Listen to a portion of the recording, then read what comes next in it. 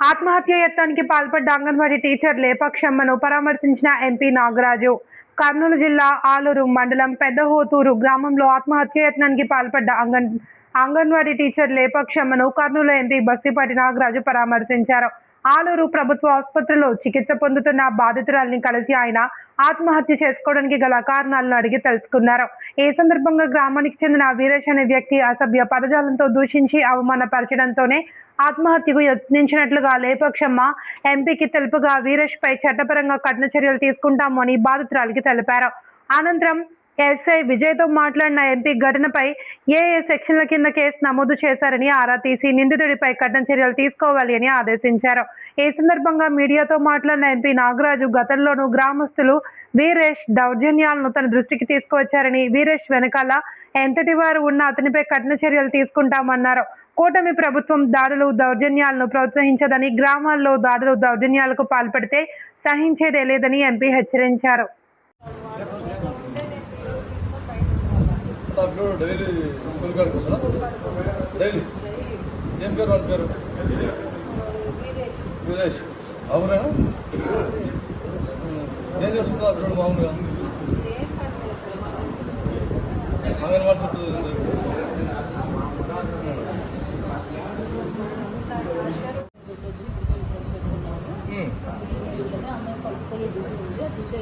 స్కూల్లో ఉండాలని చెప్పాను. స్కూల్లో ఉండాల్సింది ఇద్దరు స్కూల్ స్కూల్లో ఉంటాను సార్. అన్న తర్వాత అమ్మాయి వెళ్ళిపోయింది. ఆ అమ్మాయి పోయి ఏమో ఫోన్ చేసిందో ఏమో సార్, ఈమెకు ఫోన్ చేసి అన్నాడు. నాకు ఫోన్ చేసి మేడం నేను దండికి మాట్లాడాలంటే నాకు ఆఫీస్ కూడా మాట్లాడదామా అదే సార్, నేను దండికి మాట్లాడాలి మేడం అంగన్వాడీ సెంటర్ గురించి నేను వస్తాను అన్నాను సార్. సరే బాబు రా అంగన్వాడీ స్కూల్ దగ్గరికి రా, నేను కూడా తెప్పిస్తాను అదే మాట్లాడదాము. 3 గంటల పడింది సార్. అంటే నేను 5:30 వరకు ఆఫీస్లోనే ఉన్నాను సార్. మీకు ఎవరు రాలేదు సార్. 5:30కి అమ్మాయి నాకు కాల్ చేసింది. అప్పటికే అమ్మాయి అటెండ్ చేసి వెళ్ళింది సార్. అబ్బాయి అయితే చెప్పి మాట్లాడినాడు సార్. ఉదయం నాకు కూడా కాల్ చేసి చెప్పి మాట్లాడినాడు. నువ్వు ఎవరు బాబు అసలు మా హెల్పర్ పడతావు కాదు, మా టీచర్ పడతావు కాదు, నువ్వు ఎవరు అసలు నేను చూడలేదు, నువ్వు ఎందుకు కాల్ చేస్తున్నావు అంటే నాకు సమస్య ఉంది మేడం నేను చెప్పాలి అంటే చెప్తూ రాలేదు. ఎవరు రాలేదు సార్. మరి వాటి సమస్య ఉంటే అధికారులకు చెప్పాలి కానీ అంగన్వాడీ సెంటర్ ఏం కాదమ్మా, నువ్వు పని చేయమ్మా. తల్లి మీరు కూడా అఘాయిత్యానికి పాల్పడకూడదు. ఒకటి. రెండవది, ఇప్పుడు ప్రపంచం అంతా మారిపోయింది. ఏ చిన్నదైనా వాట్సాప్ పెట్టచ్చు, ఏ చిన్నదైనా ఫోన్ చేయొచ్చు. ఇక్కడ బాగాలేదు, మనకు ఇక్కడ న్యాయం జరుగుతలేదు, ఇంకో దశ ఆ లేయర్లో కాలేదు, ఇంకో లేయర్. ఇంత బ్రహ్మాండంగా టెక్నాలజీ వచ్చిన తర్వాత ఇంకా మనం పాతకాలం మాదిరి మందాగి మాత్రలు వేసుకుంటే మొత్తం అవునా కదా.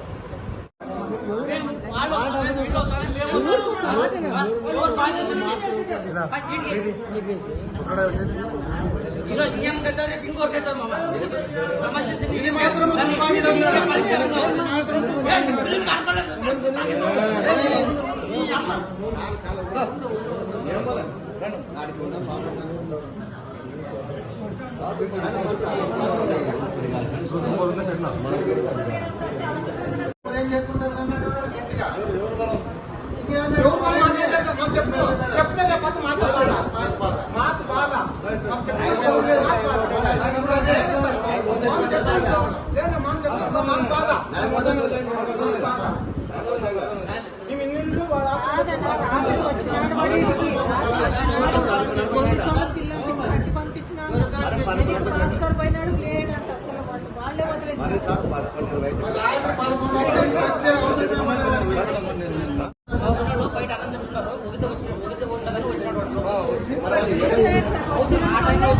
వీళ్ళు ఏం చేసినారు, ఎవరు పరిగెత్తుకొని వచ్చినారు. సంపాదించు కదా మనుషులు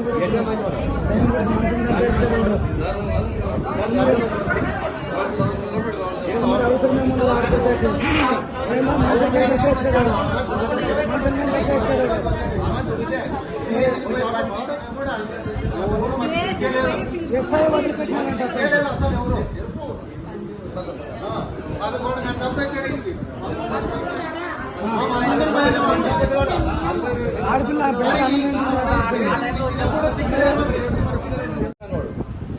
వాని అడుగురు లాగానే లాగి వానికి ఏ రకంగా చేయాలో వానికి ఆ రకంగా శిక్ష చేస్తాము. మళ్ళీ వాడు ఏదో మాట్లాడితే మళ్ళీ భయభ్రాంతాలకు గురయ్యి మన భయం ఏం పెట్టుకో పొరపాటున కూడా నీ కాడికి వచ్చింది నీకోసం వచ్చిన వాస్తవం ఇంత దూరం నీ వెనకాల చాలా మంది నమ్మాం నువ్వు దాని విషయం ఏం భయం పెట్టుకోవాలి వాడేదో మనిషి ఎప్పుడు పంపిస్తారు ఎందుకంటే అది ఎఫ్ఐఆర్ చేసిన తర్వాత ఈ 2 డబ్బులు మీరు రిమాండ్ చేయాలనేది ఉంటుంది కదా మీకు ఇప్పుడు ఈరోజు చేస్తున్నారు నేను మా ఊళ్ళో అంగన్వాడీ టీచర్ గా పనిచేస్తున్నటువంటి లేపాక్షమ్మ అనే ఆమెను ఆ గ్రామంలోని నివసించేటువంటి వీరేష్ అనే వ్యక్తి లేపాక్షమ్మ అనే కుర్మ సామాజిక వర్గం చెందినటువంటి లేపాక్షమ్మ అనే అమ్మాయిని వీరేష్ అనే ఎస్సీ సామాజిక వర్గం చెందినటువంటి వ్యక్తి అన్పార్లమెంటరీ లాంగ్వేజ్ తో నానా దుర్భాషలాడుతూ గత 3 నెలల నుంచి నిన్నటి రోజు జరిగిన సంఘటన కూడా కాదు గత 3 నెలల నుంచి విపరీతంగా ఆ అమ్మాయిని ఆమెను సతాయిస్తూ టార్చర్ చేస్తూ ఆ అంగన్వాడీ సెంటర్ చుట్టూ తిరుగుకుంటూ చేస్తూ నిన్నటి రోజున పూర్తి వాని యొక్క పిచ్చి ప్రలోభనలు ఎక్కువైపోయి 10 మందిలో ఆమెను నానా దుర్భాషలాడితే ఆమె మనస్తాపానికి గురై నిన్న మందు మాత్రలు ఈ అఘాయిత్యానికి నిద్ర మాత్రలు వేసుకుని అఘాయిత్యానికి పాల్పడింది. చాలా చాలా బాధాకరం. ఈ సంఘటన చాలా తీవ్రంగా ఖండిస్తున్నాను. ఎందుకంటే గతంలో కూడా ఒక 6 నెలల క్రితం నాకు అదే ఊరు నుంచి ఒక టీచర్ అదే వ్యక్తి మీద వీరేష్ మీద కంప్లైంట్ చేయడం జరిగింది ఆ రోజు. కానీ ఎందుకని చెప్పేసి నేను మందలించి పంపించడం జరిగింది అక్కడికక్కడ ఆ రోజు. కానీ వాని యొక్క విపరీత పొగడలు ఈ రోజు చూస్తుంటే ఒక మనిషి అఘాయిత్యానికి పాల్పడి చనిపోయేదాకా వచ్చింది ఈరోజు. అంటే వాడు గతంలో కూడా చేస్తున్నాడు దానికి ఇది మరో నిదర్శనం ఈరోజు.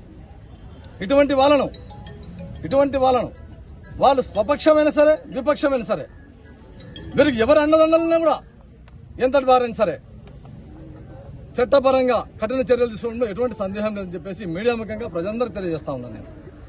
ఎందుకంటే కూటమి ప్రభుత్వం లా అండ్ ఆర్డర్ పర్ఫెక్ట్ ఉండాలని చెప్పేసి గౌరవ ముఖ్యమంత్రి వర్యులు నారా చంద్రబాబు నాయుడు గారు మీకు అందరికి తెలిసిన విషయమే. గత ప్రభుత్వంలో ఈ అరాచకాలు భరించలేకనే ప్రభుత్వంని 94% మ్యాండేటరీతో ప్రజలు ఏకపక్షంగా 164 సీట్లు మాకెందుకు కట్టబెట్టారు? లా అండ్ ఆర్డర్ బాగుండాలని కట్టబెట్టారు. మరి మా ప్రభుత్వంలో ఇటువంటి వాటిని మేము ఎట్టి పరిస్థితుల్లో కూడా ఉపేక్షించమని చెప్పి తెలియజేస్తా ఉన్నాను. కావున నేను చెప్పేదేమంటే ఈ వీరేష్ అనే వ్యక్తికి ఎవరు వెనకాల అండదండలైనా సరే వారు ఎంతటి వారైనా సరే వారికి శిక్ష పడే వరకు మేము వదిలిపెట్టమని చెప్పేసి ఈ మీడియా ముఖ్యంగా ప్రతి ఒక్కరు తెలియజేస్తా ఉన్నాను నేను. రెండో విషయం నేను చెప్పేది ఎవరైనా సరే ఆలు నియోజకవర్గంలో మీరు బాగా ఆలోచించాలి సోదరులారా. లా అండ్ ఆర్డర్ని ఎవరు చేతిలోకి తీసుకుంటే కూడా సహించే ప్రసక్తే లేదు ఇక్కడ. ఎందుకంటే నేను ఆల్రెడీ నిన్న ఆ సంఘటన జరిగిన తర్వాత సిఐ గారికి అయితేనేమి, డిఎస్పీ గారికి అయితేనేమి, ఎస్పీ గారికి అయితేనేమి చేయడం జరిగింది ఫోన్. అందులో భాగంగా ఇది ఖచ్చితంగా తొందరగా ఎఫ్ఐఆర్ చేయాల్సిందే. ఎందుకంటే ఈ ప్రభుత్వంలో ఎఫ్ఐఆర్ కట్టలేని పరిస్థితిలో లేనటువంటి పరిస్థితి రాకూడదు అని చెప్పి నేను చెప్పడం జరిగింది. ఏదో మేము రాజీ చేసి పంపిస్తామంటే పోలీసులు కూడా ఒక హెచ్చరిక జారీ చేస్తున్నా ఇక్కడి నుంచి. ఏదో ఇక్కడ జరిగేటువంటి ఆలూరు తాలూకాలు జరిగేటువంటి సంఘటనలను మీరు అక్కడికి